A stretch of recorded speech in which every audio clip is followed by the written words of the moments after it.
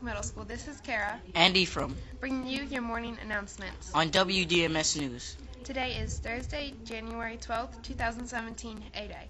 Please stand for the Pledge of Allegiance and the DMS Pledge. Allegiance to the flag of the United States of America and to the republic for which it stands, one nation, under God, indivisible, with liberty and justice for all. I am safe, I am respectful, and I am responsible at Dundalk Middle School and in my community. Please be seated. Let's go to the newsroom to check on the weather and sports.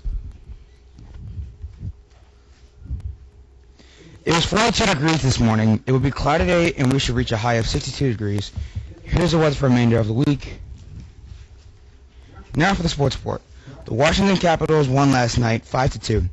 This made a 7-game winning streak. They will host the Chicago Blackhawks tomorrow night. Breaking news just in from Coach. The boys basketball team won an exciting game last night against Middle River with a score of 38-36. With 3 minutes plus remaining in the game, trailing by 5 points, the defense kept their opponents from scoring any more baskets. The defense took over and took the lead. The entire team contributed to the victory. Great effort, said Mr. Mike and Coach to our boys. Now let's take a look at what has been happening around the world.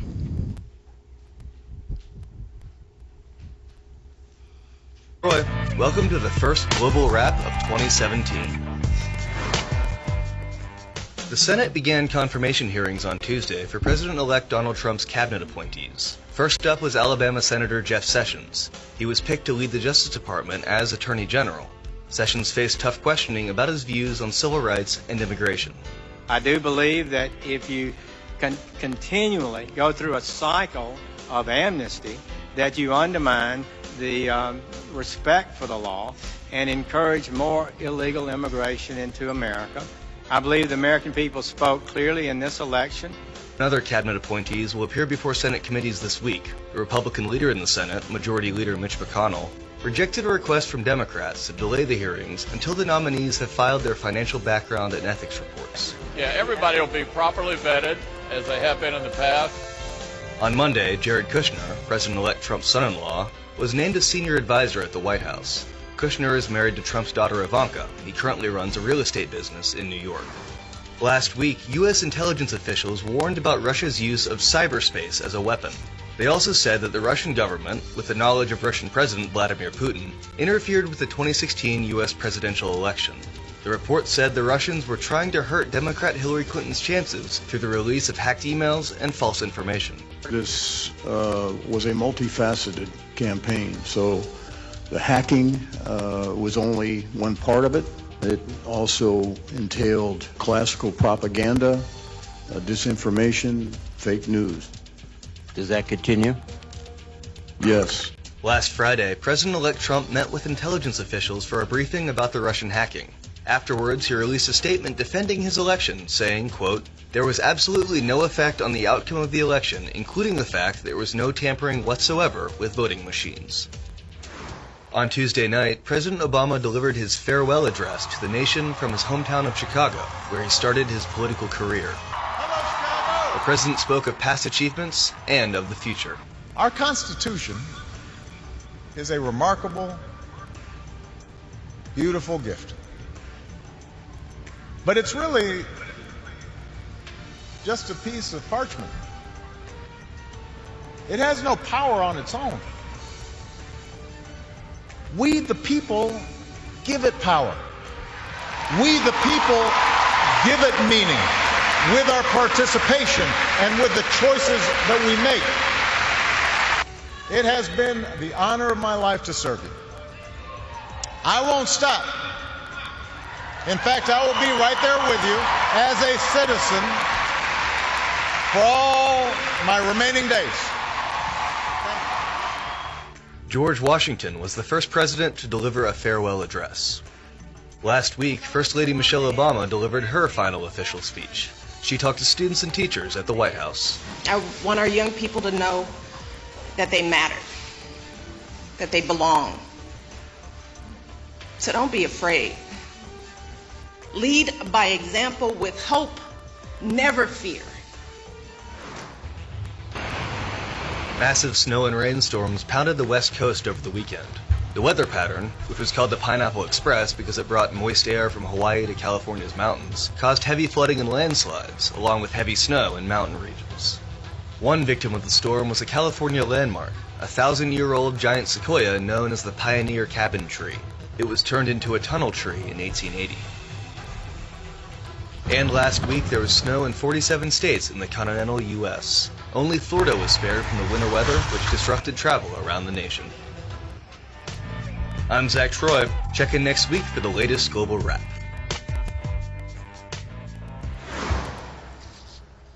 The PBIS Hoot Cart will be open every Wednesday during the lunch shifts.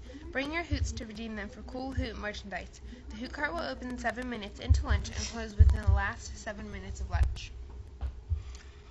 We are having a competition right now for the cover of this year's DMS yearbook. You must include Dundalk Middle School and 2016 to 2017 somewhere on your design. Owls and a green-yellow color scheme are encouraged but not mandatory.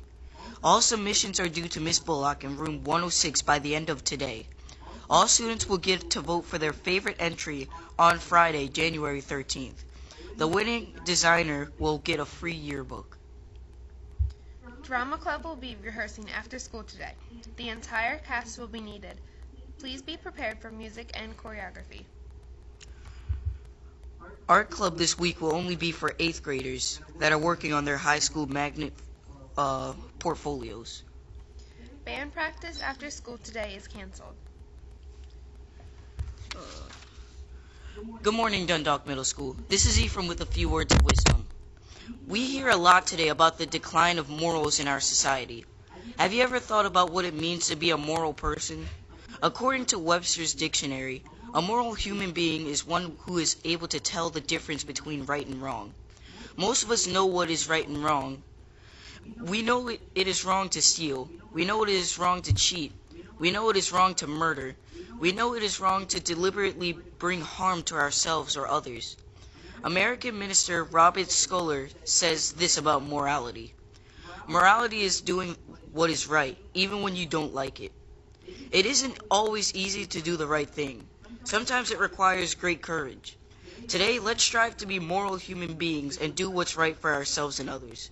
With something to think about, this is Ephraim. Make it a great day or not, the choice is yours. Now here's Mr. Barish.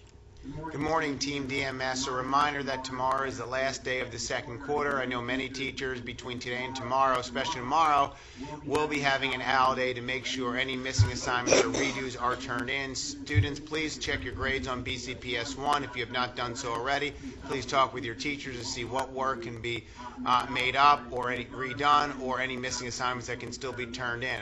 Again, our goal is to double the percentage and number of students who are in honor roll from first quarter to second quarter. But students, you have to put forth the effort. Tomorrow, students, we will be having a half day because it is the last day of the second quarter, and teachers in the afternoon will be working on grade reporting. This concludes my announcements. Also, Monday we will be out of school in observance of Dr. Martin Luther King Day, and Tuesday is a professional development day for teachers. So again, tomorrow half day, you're off Monday, Tuesday professional development. You will come back on Wednesday. So with those additional days off, students, the expectation is you come back ready to learn, making sure, again, you are coming in, bringing your A game to school. Tomorrow we are going to recognize students who have demonstrated excellent attendance this week. In other words, 5 for 5 coming to school every day on time. Your names will be drawn into a raffle, and those students who win 2 at each grade level will be able to enjoy a snack pack for themselves, their friends, to share with their family. So again, we want to demonstrate the importance of coming to school every day, excellent attendance, a positive attitude, and applying yourself. And it's called Bring Your A Game to School. You need to bring your A game to school and to life. Thank you. Now back to Karen Ephraim. This is Ephraim. And Kara, reminding you to have a thoroughly fun Thursday. ADAG.